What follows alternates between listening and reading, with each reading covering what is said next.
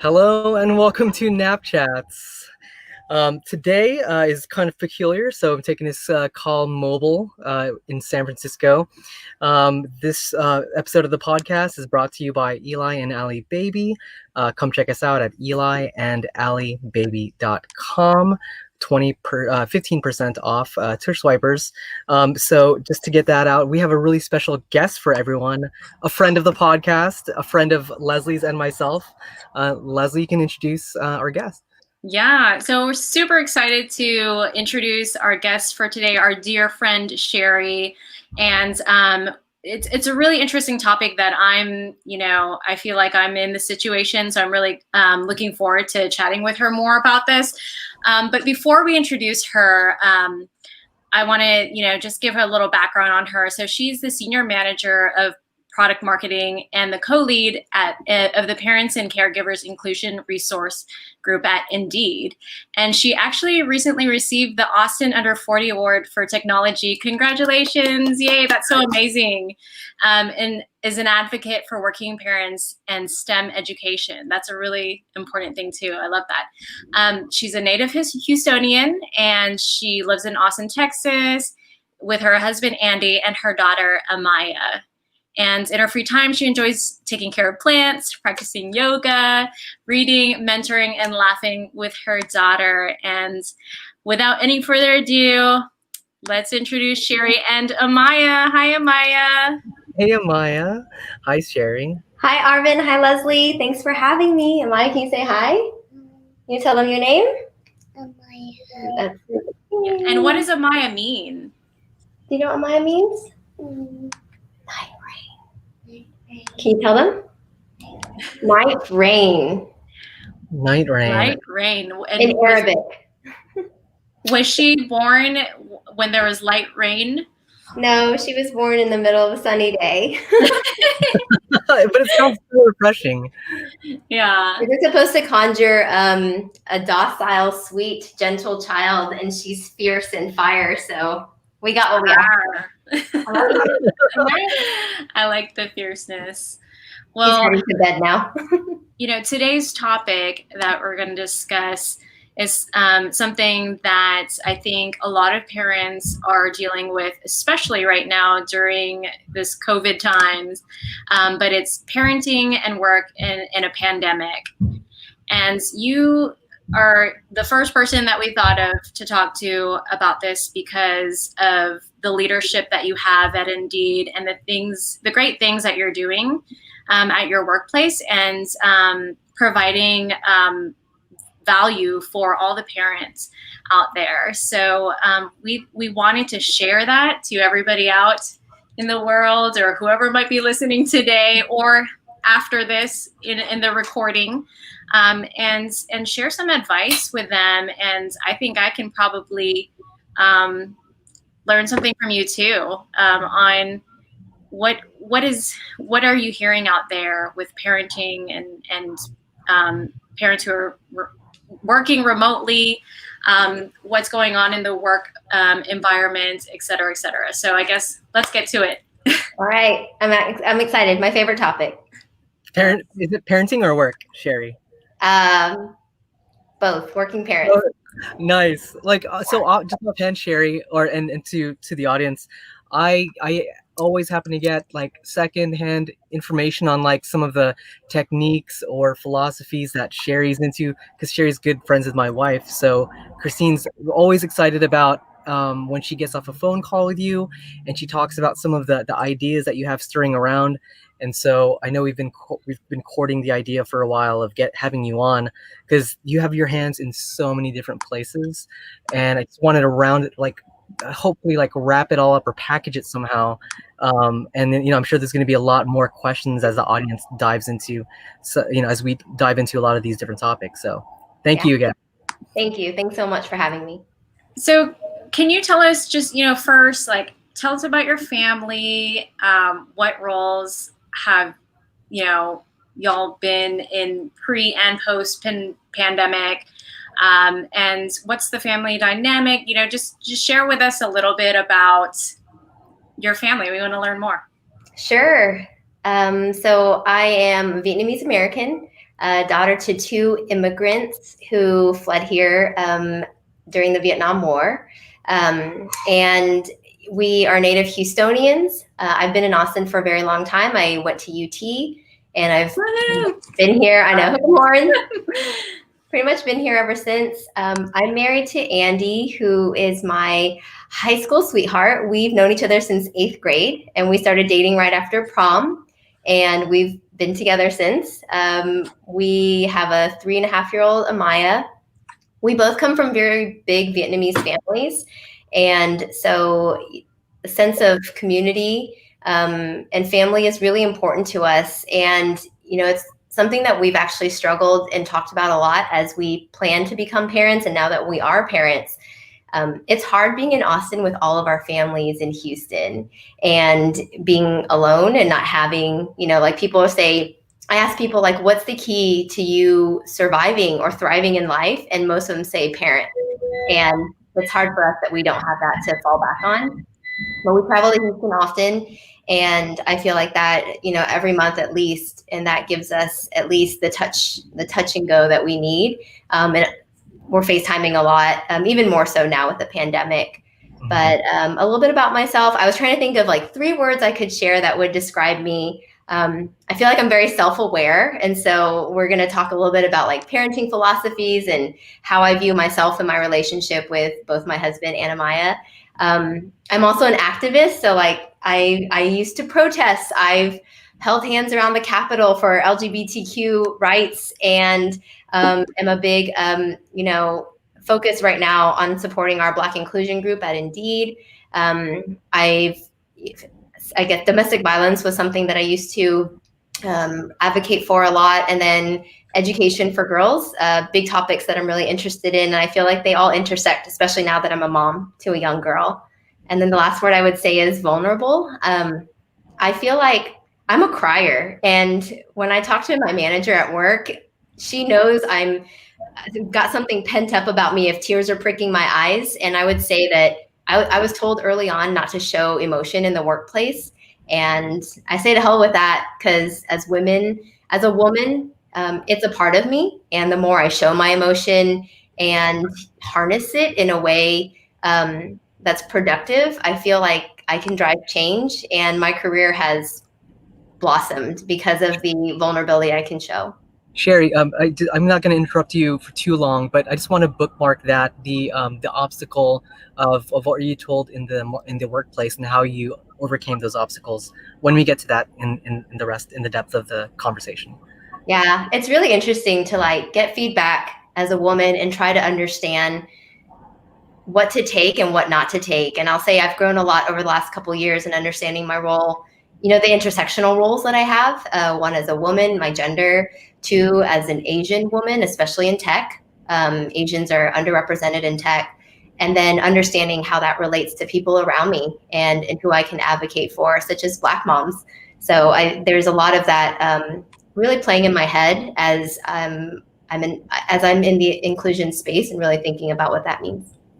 So tell us more about your inclusion group. How did it get started?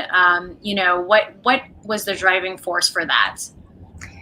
Yeah, so it's interesting. I don't talk about this very widely, but I actually was not enjoying my time at Indeed last year for a while for multiple reasons. Like a lot of times I feel when I'm not feeling like I'm engaged in the workplace, there's something going on, whether it's in me, my family life, like it's all intertwined. And there was a lot of me discovering myself and understanding my purpose.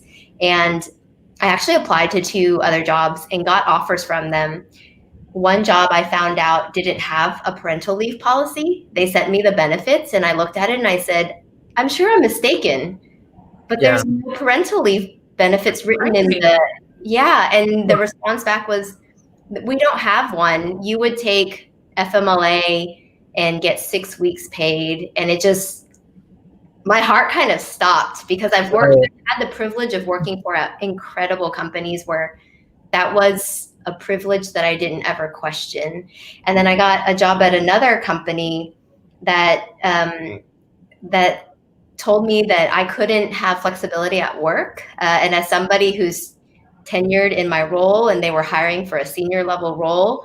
And they told me that family was really important and like making decisions for your family over work happens and that's reality, than to be told that I couldn't work from home one day a week. That's what I tried to Yeah, negotiate. And they right. told me that that's not possible until you prove your worth here. And so those two instances really fired me up. One, they Yeah, made me realize with gratitude how incredible Indeed's benefits are. And I'm happy to go into that because from a parent and caregiver standpoint, it's really incredible what we have. But I think secondly, just then having the shock and the realization that there's other people who don't have what I have, it really no parental leave at all. And that's just incredible to me that that still happens today. So then it really moved me. It moved me to start advocating for change and knowing that even though Indeed's great, we have opportunity to move forward and do better. But we had such a great foundation to start with that I was like, this is a company who will listen if I say we're great and we can do better. right, right. With just want to pull on that thread, Sherrie, with the I don't even want to call it oversight on the parental leave, because I mean that's the structured part of our society, and so it was more of like a looking the other way in my opinion. And so I kind of share in the shock that you had. You're like, wait, this must be an oversight, and you're like, oh nope, it's just not a part of our system. And a lot of that is like funneled into the what has actually caused like the gender pay gap. And like when they don't address certain things, societal things like um, mothers and care and their desire to continue with their career, and kind of putting like a big barrier right there. It's discouraging to follow those sorts of paths. I imagine, I don't know what it's like, but I imagine it for some it must feel like a fork in the road. Yeah, and there's a lot to unpack there. We could get into a real tangent, and I'll do a short plug just for people to kind of understand the history and like I guess the world economics of what's happening is we're the only developing country that doesn't have paid leave, and it's shocking. It's horrible. It's really atrocious, and there are other countries who have goals for equity between men and women and equal leave and a year-long leave, much longer than ours, right? Like what we have is the Family Medical Leave Act, FMLA, which is unpaid leave. And for most people, they can't afford to stay out of the workplace. So they're coming back into the workplace healing and, not healed yet and having to work. And we don't have sick leave either. So right now during the pandemic, like what's one to do? You choose to feed your child or keep them safe. Like from a health standpoint, it seems like a lose-lose situation. So unfortunately, what that means is private employers are having to step up where the federal government isn't. And it's hard for me to know that and not want to just like slam down doors and sign every petition I can. But I'll say we can move on from this, but from a hopeful standpoint, I see bills in the Senate that are trying to be passed to provide more care and more funds for caregiving. And I do see nonprofits out there pushing for paid leave and working with corporations to lobby. And so there's so much good that's happening, and it is a national conversation. And I really think that's why we have the IRG at Indeed, the Inclusion Resource Group, because, just recently with the midterm elections, we have more moms coming into office. We have more bills around family care. And we have a national conversation that's starting to grow. And I think Indeed saw that, and that's why we're here today. And then the pandemic really just blew it all up. Mm-hmm. Right. Indeed is, I think has a lot of great benefits compared to maybe some other companies. I know we were visiting the other week and just comparing even just how Austin companies are compared to Houston companies. But can you share a little bit more about the work culture at Indeed? Yeah. I feel really privileged to work in tech. I know that, when we're a small player when you think about like the Googles of the world, but we have it really good, and there's really demand for competitively for companies to keep up with each other. And so at Indeed, we have a primary and a secondary leave policy. Primary caregivers get 16 weeks, and either gender can apply for that, and then secondary is 6 weeks. We also have like fertility benefits, so we cover IVF, egg freezing. Wow. Yes, we have milk stork. So if you're traveling pre-pandemic and had to ship breast milk, that was covered with our insurance. We have an unlimited paid time off policy, unlimited sick days, and where I've seen the culture really evolve during the pandemic is not a week goes by where somebody doesn't mention the plight of parents and what they're going through, and to have empathy. But I do think what we struggle with, which is what most people in the country really struggle with, is just work and life have always been at odds for each other. The workplace was created in a time where women weren't working. And so, just not having all of the care and the structure and the support there.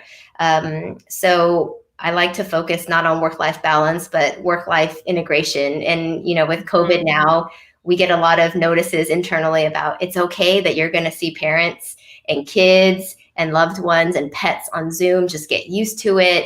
And this is the idea of belonging, which is one of Indeed's core cultural pillars. It's helping, it's not just diversity, it's not just inclusion, but it's really helping people feel like they belong, which means showing up fully and authentically as they are.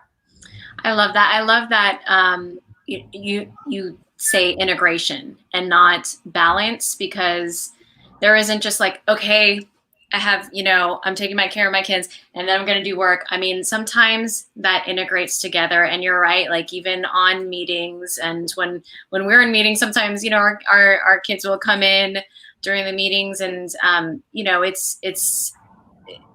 it feels more natural that way. Whereas, back before, pre-pandemic times, it was just like you were kind of ashamed to have your kids, hide them. come in.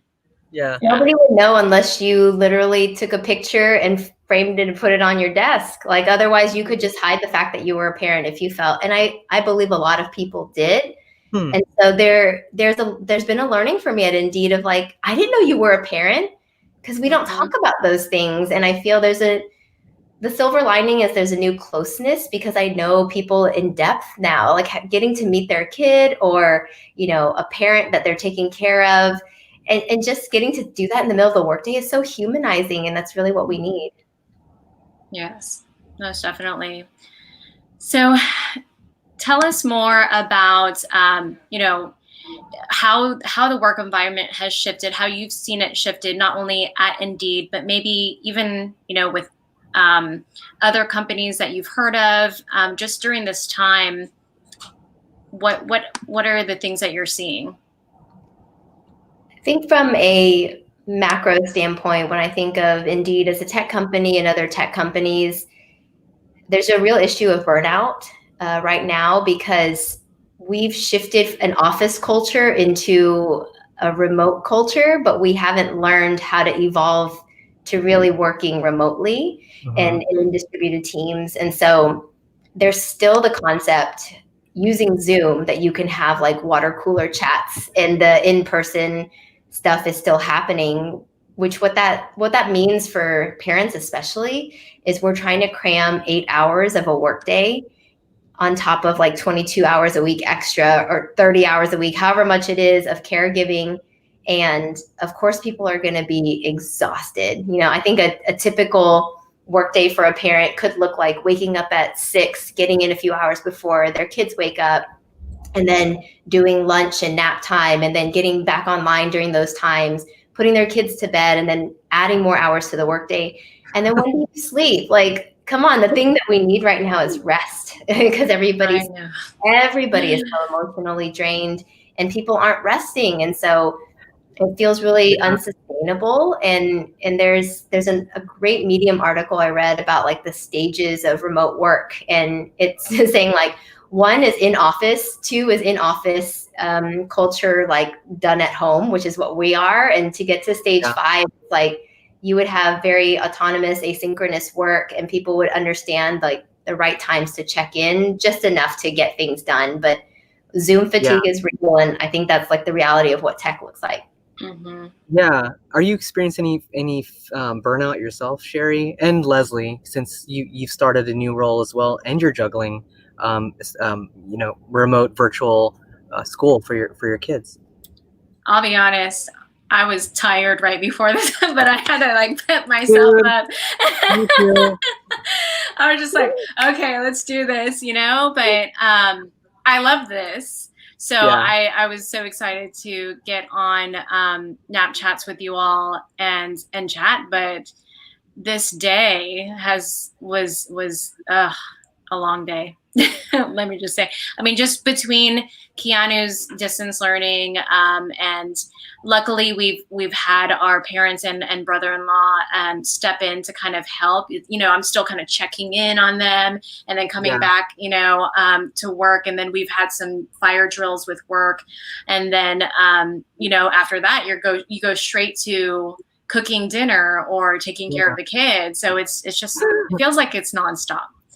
Yeah, like one thing to the other, and like it's like this calendar blocking, just blocking things so condensed to each other. I totally feel you on that. We're in the thick of it because we all have young kids, and so I feel like until they're of like independence and school age, maybe 7 or 8, we'll be in this. And I think that, I mean, I honestly am burnt out. I took a week off last week, but Amaya's only in daycare Monday, Wednesday, Friday. And so because of Labor Day, and then my husband had a launch last weekend. And so I had her 4 days straight nonstop. And so of my whole week that I took off and all the week of work I have to catch up on, I only got 2 days to myself when she was in daycare. And so I was completely burnt out the first half of my vacation week. And I kept my therapy appointment, which I needed. And I cried one day, and I slept for 12 hours or 10 hours another day. And so I do feel like it's really unsustainable. I haven't asked the both of you. Sorry, Leslie. You want to go ahead? No, go for it. I was gonna ask, because this is a request for help. Like, how do we transcend this phase 2 of just Slack, work chats spilling over into everything? And how do we go beyond that stage 2 of feeling perpetually accountable to our institutions and our jobs? Where are you on the scale, Sherrie? I feel like if on average people are in stage 2, and I need to look at the chart they have in this Medium doc. Look at it, the stages of remote work, 5 stages of remote work. Please share that with us. On Medium. I'll do a link so you can post it. I'm probably in stage 3. And so the ideal is to work towards asynchronous work, meaning there's enough clear goal setting, communication, and documentation about what you set out to do. And then everybody understands their roles, their deliverables, their timelines, and then they work. And they do the work alone on their own, and then they come back and can collaborate on it.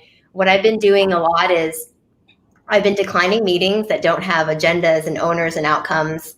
And I've been asking, what do you need from me and by when? And if I understand what I need to do, I say, I'm going to decline this meeting. I'm going to use that time to work on this. And then by the time that meeting would have ended, I'll actually have the deliverable to you, instead of having a meeting and then leaving the meeting and running to another meeting, never recapping what you did, never sending action items out. And then a week later you meet again because you forgot what happened last week. Like, that's this vicious cycle that we're in. So I'm trying to break that. And I use the Google Suite a lot. So I'll say, I'm going to create a doc and you can jump in and comment and I'll triage those. And that's kind of how I've been working. But that's where I am right now. That's awesome. Yeah. Go ahead, Leslie. No, I think I would say would you say that you're quite lucky though to be able to just like take off a week of work and just, take a break. Because I know for some parents, it's like they don't have the work benefits to take off, a certain amount of days. But like, what advice would you give to parents who are going through this, and even if they can't take a break for a couple of days, like how can they get through the day or get through the week while going through a situation like this? Yeah, you're right. I very much realize my privilege. One note I'll say before I give the advice is an open pay time off policy, an open PTO policy. It doesn't come without stigma or fear of repercussion. And I don't think Indeed intends for that to happen. It's just reality. And this is probably something that's well researched, but people who have a use it or lose it vacation policy are reminded you have to use this or you can't roll it over, or you're going to lose it. And then people take it honestly because there's that scarcity mentality. With an open PTO policy, there's no standard. So this is the first vacation I've taken since COVID hit. I haven't taken time off since Christmas. And so you would say that's why I'm burnt out. And a week is not really that much when I could have taken like 6 weeks this year, right? So, true. That's true. I will say that it's easier not to take vacation when it's unlimited because it's not dangling in front of you. It's always there. It's taken for granted. And if work moves at a pace so fast that you can't keep up, sometimes taking vacation makes you think, oh my gosh, it's going to be so bad when I come back. It's hard to take vacation and really unplug. So I'll just say that, and there's pros and cons to both sides. There's pros and cons on both sides. For sure. There's definitely that. I have a manager who trusts me, and that goes a long way too. And we have a very open and honest relationship with each other. But I would say what I've been doing up to that point is micro moments. And so what I mean by that is when I'm canceling these meetings, I'm adding like a mindfulness break, which can be a quick walk around the block. So like 6 minutes. I'll sit on the floor and I'll meditate and use a timer and set it for like 10 minutes. Sometimes I do squats in the room, just like get my blood flowing. Sometimes I just go check in on Amaya and we'll cuddle in bed for a little.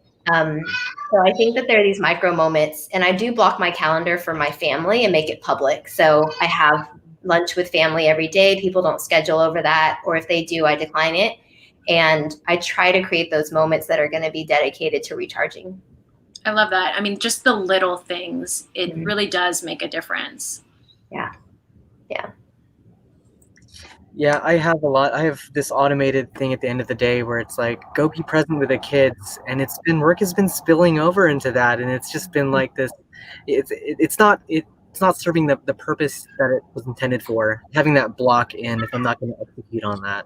Yeah, it takes discipline, right? It takes a lot of discipline to understand and know that you're going to be fine. Your work is still going to be there, but they're only little for so long, so we can't wait for the moment that somebody gives us permission. So we have to take it. We have to take that control ourselves.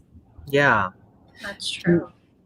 Is it a good time to shift over to how you and Andy are partners and how you're working through this together as like a team? Yeah, I'd love to. I think we were such an awesome team. I told y'all that we've been together since 2002, so 18 years. And y'all share the same last name too, we right? have the same last name, win-win. Yeah. I hyphenate it for fun, but not legally. It's a win-win situation. Yeah. I felt like we were pretty equal to begin with, like pre-pandemic, but there was still opportunity to be more equal. So like this kind of pre-COVID, I was the one who held like the steady, stable job while he worked in startups, which meant that I was the breadwinner and I kind of had like a steady schedule I could always depend on. He would take pay cuts to do these startups and take equity, which sometimes would pan out, sometimes wouldn't. His schedule was across the board and kind of unpredictable. But I would take a lot more of the emotional labor, I feel. And I define that as like just the extra energy you spend buying presents for birthday parties and then showing up to them, or like taking care of daycare needs, like when they need supplies or snacks and things like that. Doctor's appointments I would always take. He would do the cooking, all of our cooking, and then home improvement and that kind of stuff. And what changed with the pandemic, which was so interesting to me. I felt super validated as a woman. I don't know, this is kind of funny to say, but not, right? Is that I was the sole breadwinner. A lot of pressure came with that because Andy lost his job. So he worked in travel before the pandemic. And when COVID struck, they had a 50% layoff. So he found himself jobless. Amaya was home because daycare closed for a week, but we ended up keeping her at home for 4 months. And then he became a homeschool teacher because he started educating her and working on school with her. So one day I came up and he was mopping the floor and I was with Amaya and I was like, is dinner ready yet? And he looks at me and he goes, there's food in the fridge. You can heat it up yourself. And I laughed so hard. Oh my gosh, that sounds like something so I would say. And I was like, if all the women could be if all the moms could be in my shoes right now, this is a moment for us. And it was just hilarious. It was like cooking, cleaning, educating, doing everything. And I was just going to work and coming home and then asking where the dinner was. That's really funny. Yeah. So, things are different now. He's got a job. It's another startup, so lots going on. I mentioned he had a launch, and so I was full-time caregiver for those days without him. And we've just found a balance. We literally do a stand-up every day. Like, what's your schedule? Where are your blocks?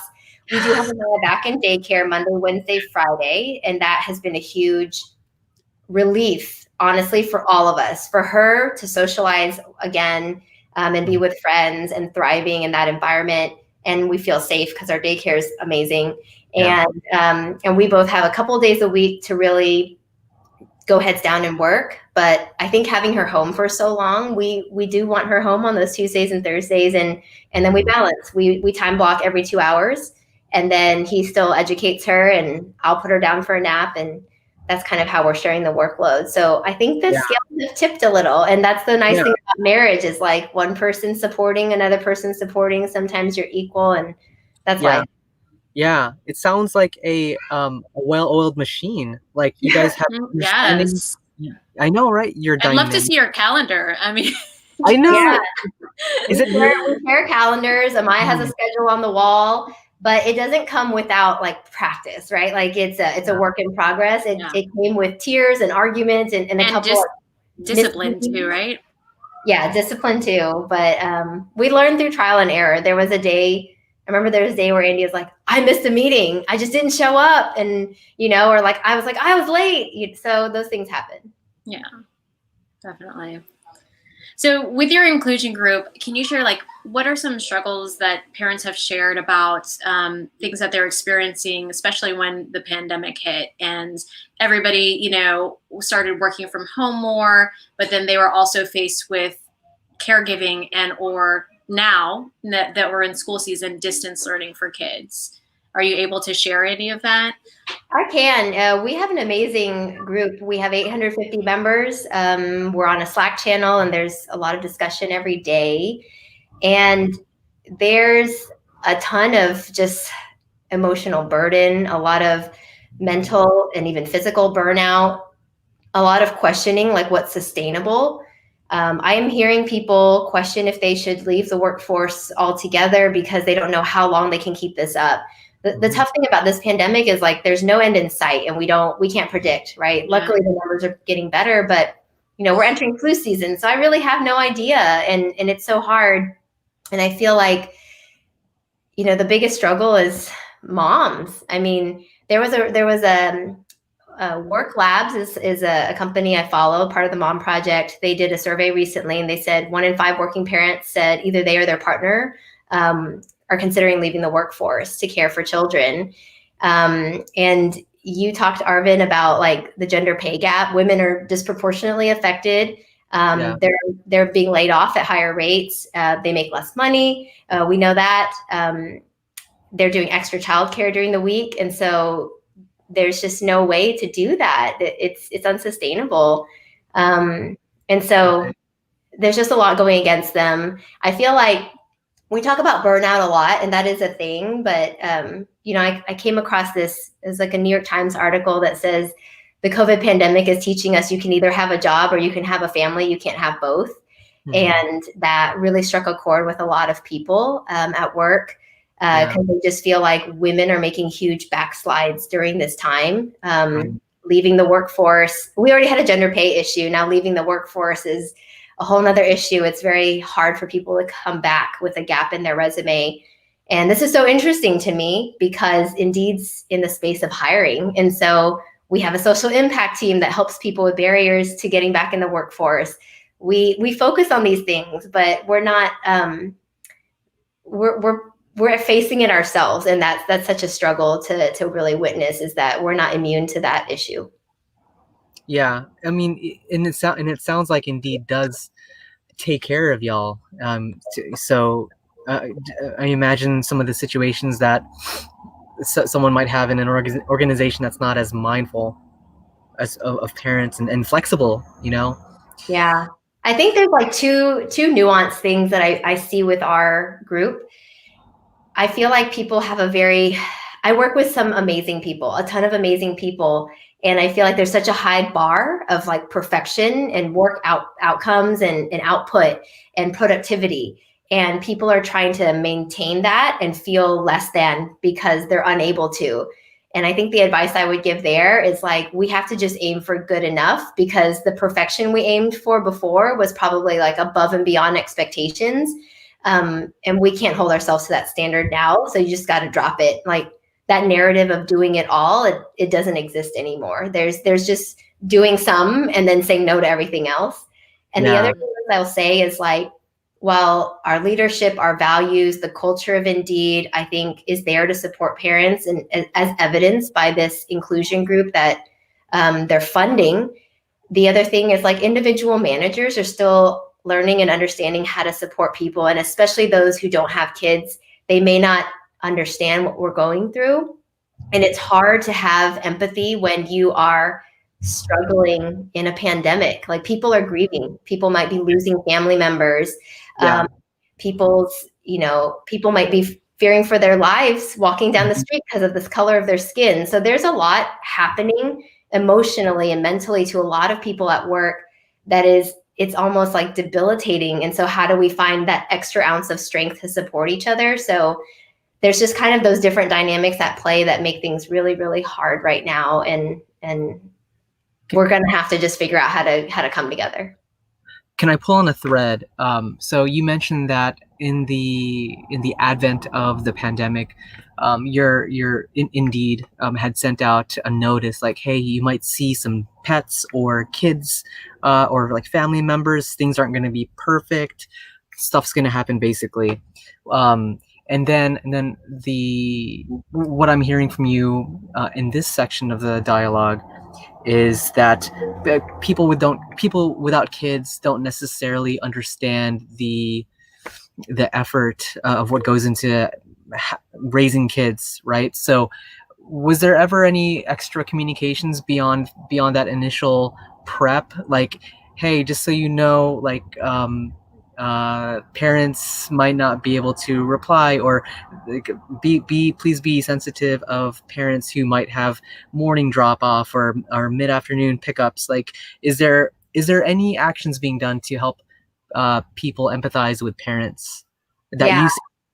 Yeah, that's where our group comes in. That's a good question. So I feel like our communication Indeed has gotten more regular and consistent since the pandemic. So we have a weekly Q&A session that anybody can provide a question to, and we upvote them.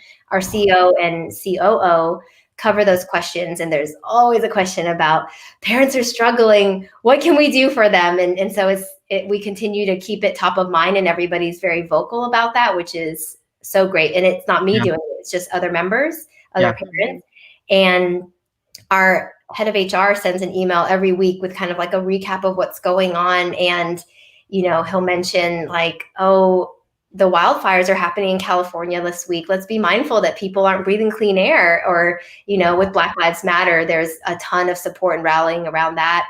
And so there's always a note about parents are struggling, like this week is back to school. And so we have regular communication to keep it top of mind, which I think is great.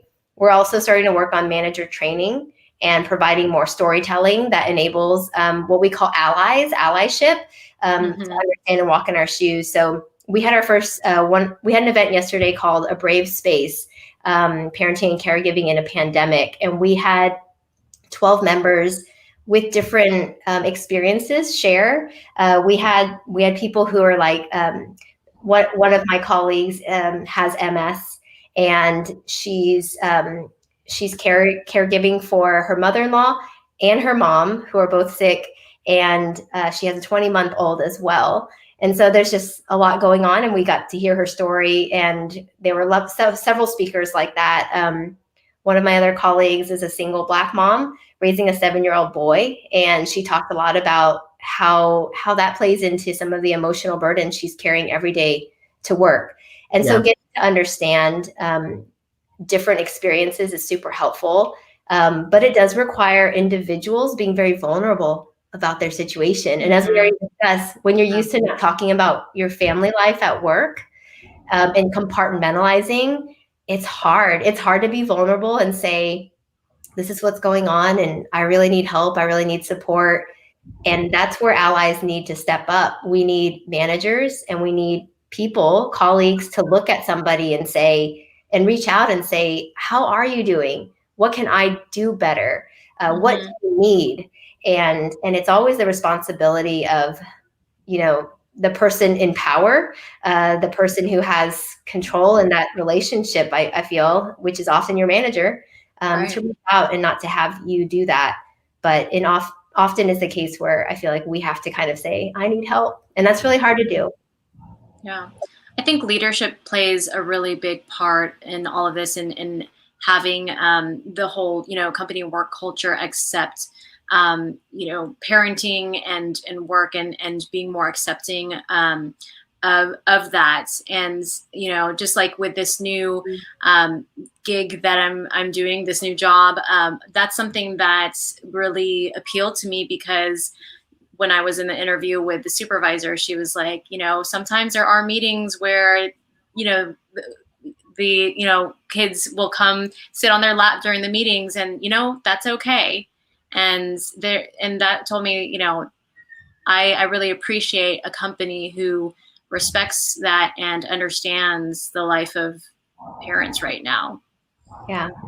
It's so interesting. We were talking about how like people don't bring all facets of themselves to the workplace, and maybe some people don't want to, but parenting is a hard thing to bring, because it's an invisible status, right? One thing that I was naive to think, but that has served me well, is when I applied to work at Indeed, in my cover letter, I put the most important thing that I can bring is that I am a mom. And I talked about how I've evolved and what I've learned about becoming a mom, about what it means to work and find purpose in your work and to do it well, like to work smarter, not harder. And I feel like that got me hired. I mean, I'm lucky. The people I interviewed with were 2 moms, but amazing. I never want to hide that about myself. Like, I wanted it to be an asset. And so I know that people feel worried and scared to be that vulnerable. And in some instances, it might slap you in the face to say something like that if somebody is unempathetic, but it hasn't served me wrong yet. So go Sherrie, mom. Sherrie, Go moms unite. When are you? were you? It seems like you were prepared for that to be to filter you out. If the management saw that and they're like, hey, we don't know, she might have like time commitment issues, or she might not be available. It's kind of like the way you're speaking, it sounds so confident, like you don't want to work for a company like that anyway, that would filter you out because of that. Yeah, well, I told you I got those job offers where then I was like, I can't come to work here. I wish I'd known that up front. So I don't want to waste my time. That's why, like, I'm going to show up as I am. And if you can't accept me, then I don't need to be there. I love that. A quick gut check. It's 6:45, Sherrie. I know that you might have to stop before the hour, so just want to be sensitive of your time. I have some extra time. I told Leslie, I was like, sometimes with these podcasts, when you go over an hour, people are like, okay, gotta go now. So if people are still listening and have questions, I'm happy to answer them. So there's not a time limit there. Okay, well, great. Can we kind of segue into parenting in general, and just kind of, I want would love for you to share some of your philosophies in parenting, and how is it in your household? Yeah. Parenting for me, I'm going to go down to some of my notes because I had a couple of things I wanted to talk about. I think what I've learned the most about myself as a mom, and a lot of this through therapy. I started my journey in therapy this year, so it's been from January until now, and super helpful. And mindfulness and self-care has been something that I constantly preach because I used to teach yoga, and I'm a yoga practitioner, and I meditate. But it's a practice. It's a practice for a reason, because it's hard. It's hard to maintain. It's easy to fall off and hard to get back on. And so it's something that I talk about a lot, but it doesn't always come second nature to me. I can throw myself into work. I can reach the point of burnout, but I've learned more and more that it's critical to have self-care and to really prioritize that. And when I talk about mindfulness, a lot of what I've based like my parenting philosophy on is a book called The Conscious Parenting and Conscious Parenting, and The Awakened Family by Dr. Shefali Sabari. I heard her first on an Oprah podcast, and she talks a lot about how our purpose as parents is not to teach, not to fill our kids up as if they're an empty vessel, but is to know that they are born knowing the essential things about life, such as love, such as kindness, such as compassion and connection and presence. And as adults, we unlearn a lot of that because of media and our own expectations and what we're told is good and bad.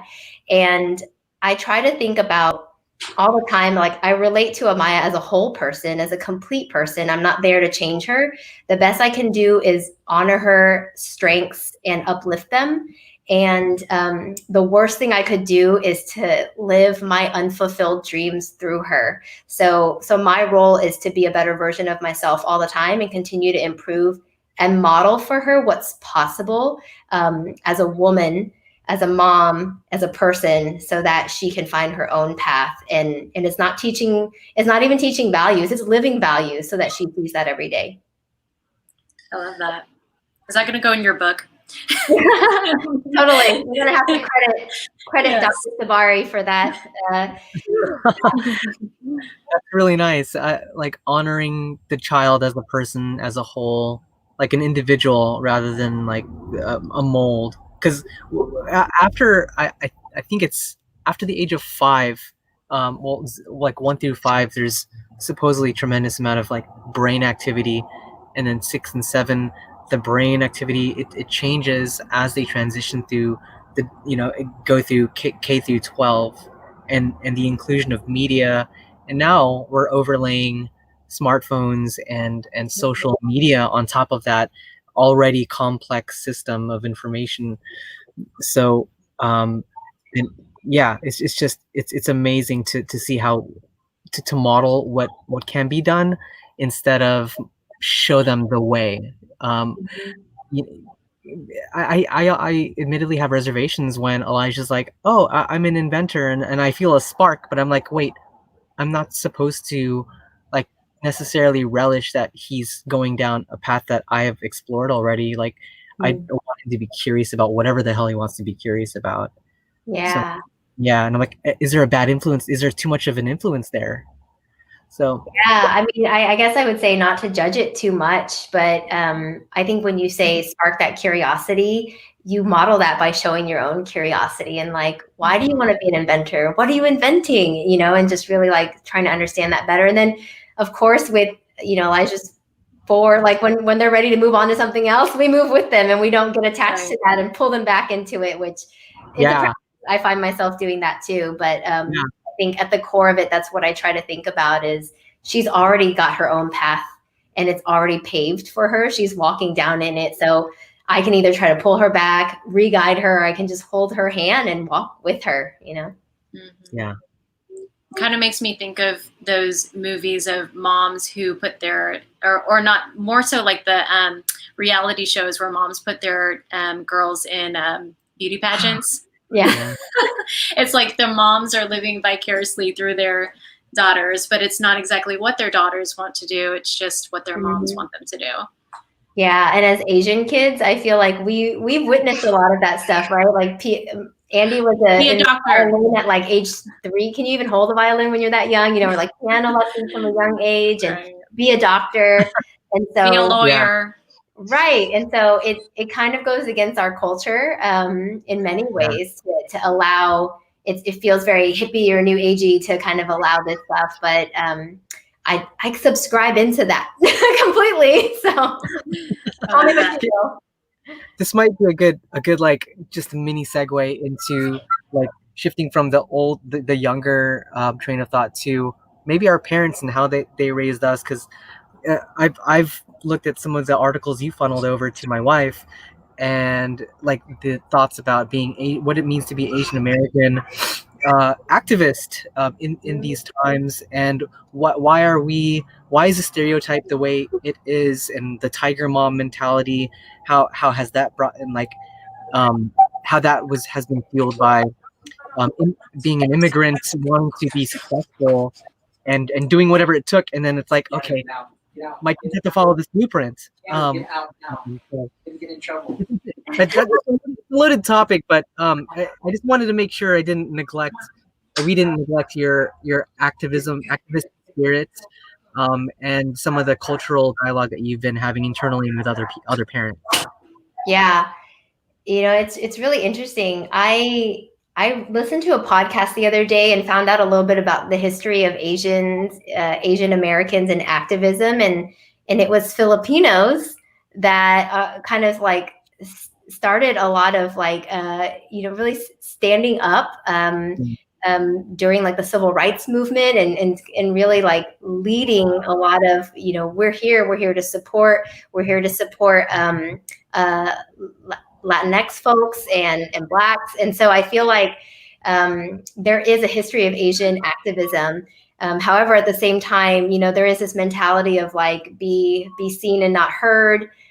This is a path you must follow. Education is everything. And I think that is an immigrant reaction and mentality to when you're coming to a space that you don't belong, and you need to figure out how to assimilate and how to belong. And so, I was going to say diversity and inclusion and belonging is another concept that I'm really cognizant of with Amaya.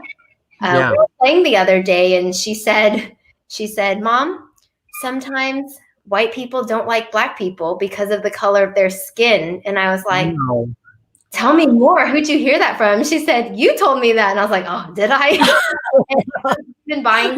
We've been buying books on inclusion and diversity, celebrating differences and talking about them and naming them.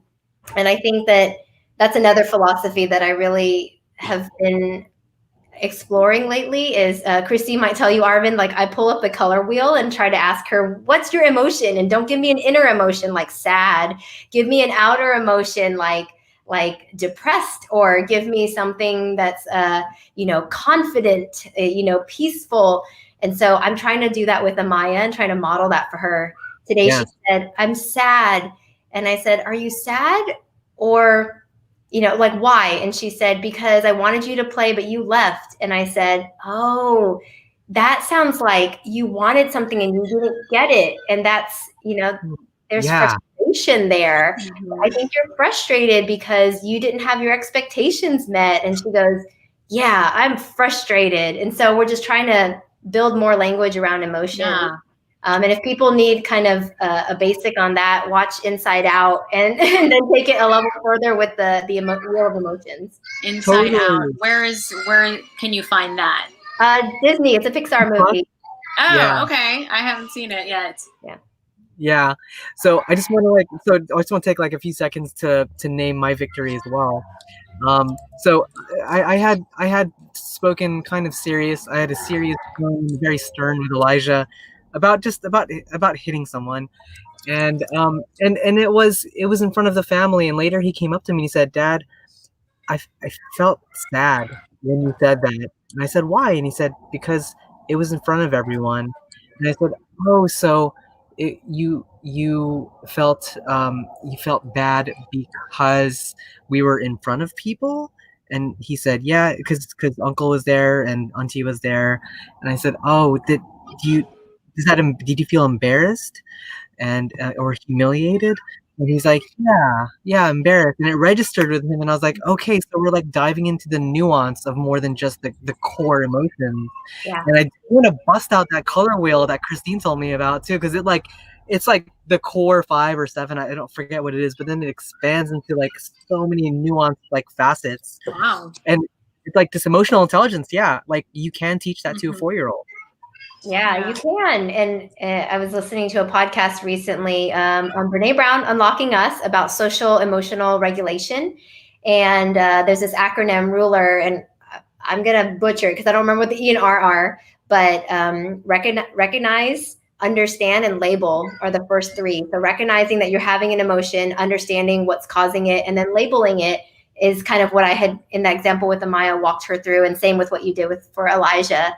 And I think that kind of goes back to our background. It's like, and maybe not just in the Asian culture, but often we're taught not to cry, or that it's not okay to show emotion, and that we should hide it, or we should stifle it, or that we should fix it. And fixing it means always being happy. And it's something for us to unlearn. I actually had a conversation with a coworker the other day where I became very vulnerable, and I said, I'm grieving right now. Like my grandparents are in the hospital and they're not doing well. And she goes, and I'm like, I can't find energy for work.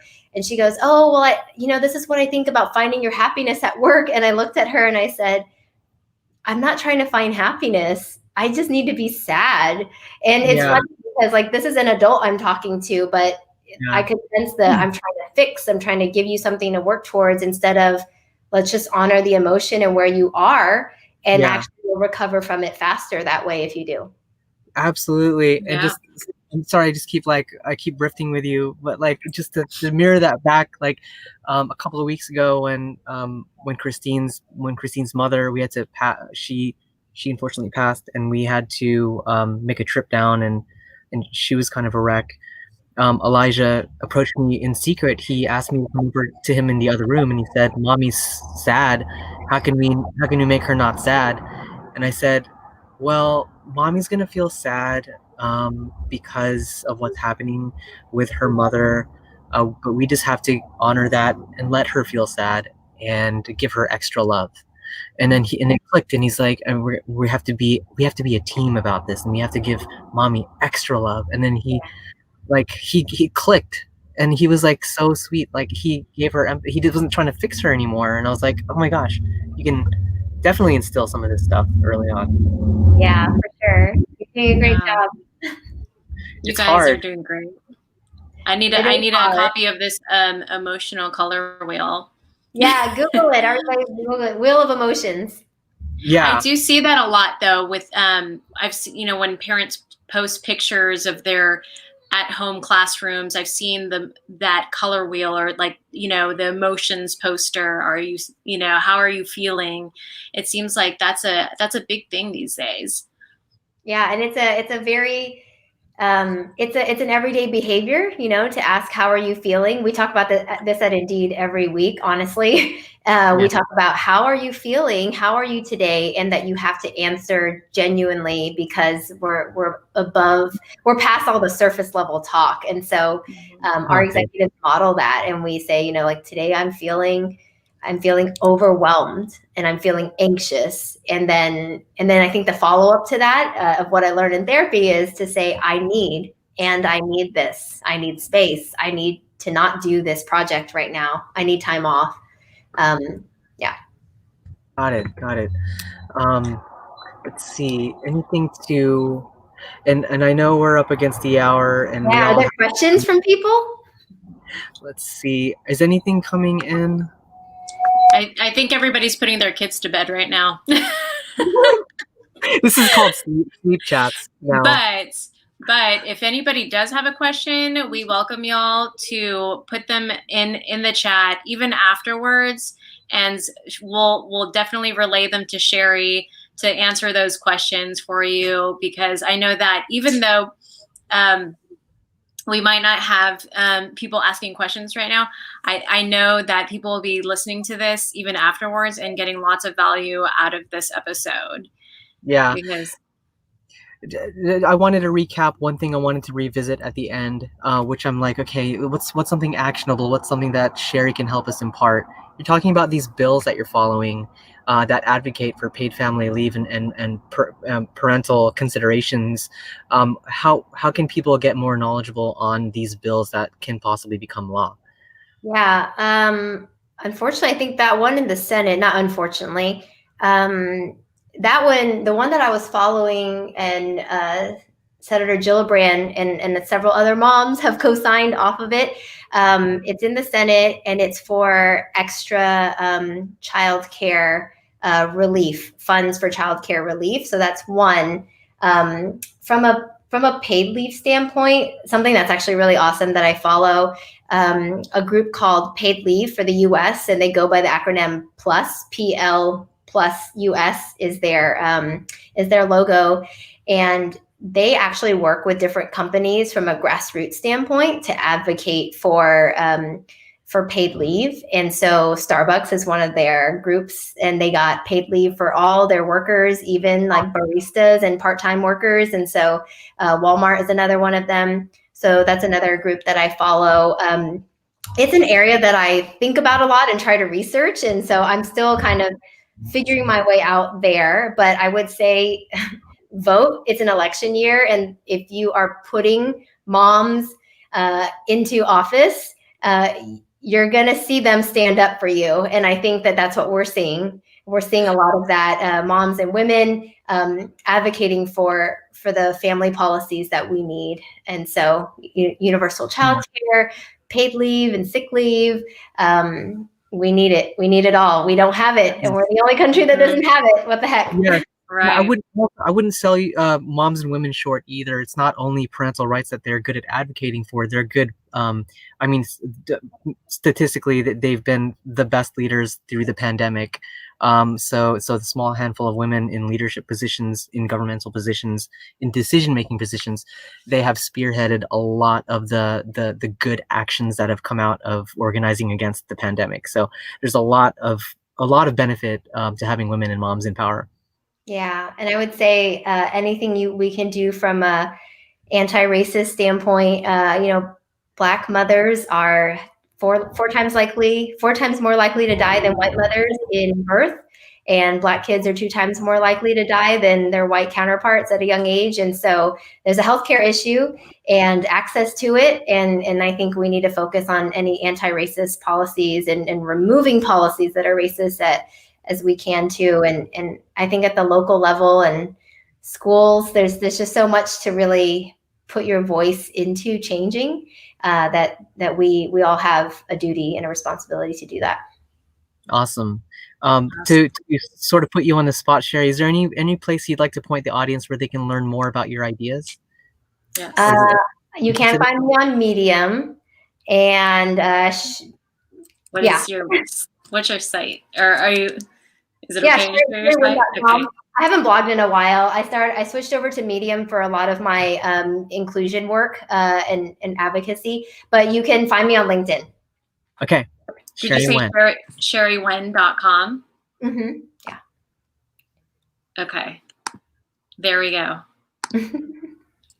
Or it was supposed to pop up, but I think my computer's being slow. I thought Okay. I thought if we can end, I think I have just like kind of final tips for parents who are working at home during the pandemic right now. Yeah. And I would say a big thing is like create and uphold boundaries. What I mean by that is like calendar blocking. I make my calendar public. I put all my family care things on the calendar and with a do not schedule tag on them. I email my manager and my work colleagues things that are happening and when I'm available, when I'm not, and how I prefer to be communicated with. And I've started to see other people on teams around me do that. Such as this past week, I got 2 emails from colleagues that said, school starting this week, I'm either taking time off for virtual learning or I'm unavailable during these hours. I can catch up and have meetings during these hours. Otherwise, email me what you need. And just find ways to work asynchronously, which we talked about. Mm-hmm. The second thing I would say to do is find other parents to connect with. So Indeed has a community, and we have a parents and caregivers page on our community where you can ask questions and get answers. especially if you are looking for a job. But if not, there are also Facebook groups out there. There's all the social media, and maybe there's people within your own company. The other thing I would say is lean on teachers if you're doing virtual learning, and ask them what's priority and understand the things that you could go without. And I would say don't aim to do it all. Like if you get assignments and work, like cut it in half and say, that's all I'm doing. Do that at work too. If you're getting assignments, cut it in half and do the few things that you can really well. And then I would say just accept good enough. We're all really in a survival mode. And so doing what's good enough is kind of above and beyond right now. And trying to go above and beyond that is just really, your mental health is going to suffer. So I think the last thing I would say is therapy has been a godsend for me. Anybody you trust that you can speak to and have a space to get these ideas and negative self-talk out, and find a way to harness that energy into something positive, like caring for a plant, could be good too. That's Amazing. awesome. Those are some really great tips. Thank you so much for sharing. And I know that we have a lot of takeaways from this chat with you. So we really appreciate your time. And once again, congratulations on your award, being top 40 under 40 in Austin. That's amazing. And we're so proud to know you. Thank you. When we can all get together sometime, we will celebrate. Awesome. Yeah, it's so good to be here, and thank you for all the wonderful discussion, and thanks for what you're doing on Nap Chats. I got to listen to several episodes and they're really great. So happy to be among your cast of elite subject matter experts that I've already Awesome. Yes. Yeah, please come back. We'll revisit a lot of these topics. I'm sure they will evolve. All right. Sounds good. Sure. Take care. Okay. Stay healthy. We'll see you soon. Bye, Sherrie. Bye. Bye-bye.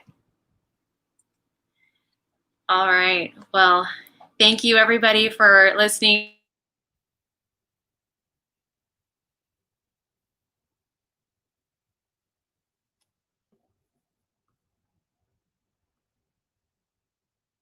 Oh, I think we may have lost Sherrie or Leslie. I'm not sure if I'm frozen or Leslie's frozen, but if I'm the one who's live, just wanted to thank the audience and Sherrie for carving out the time.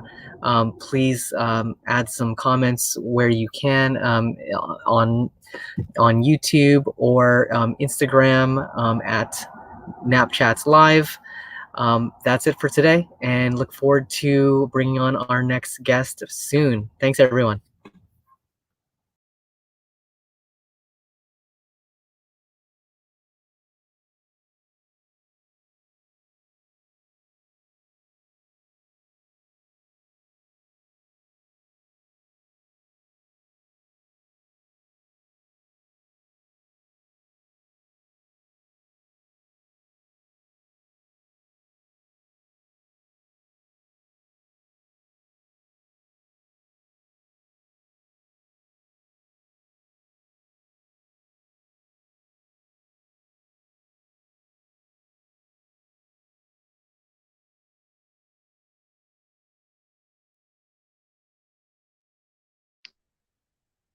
Gosh, are you still there? Hold on 1 second.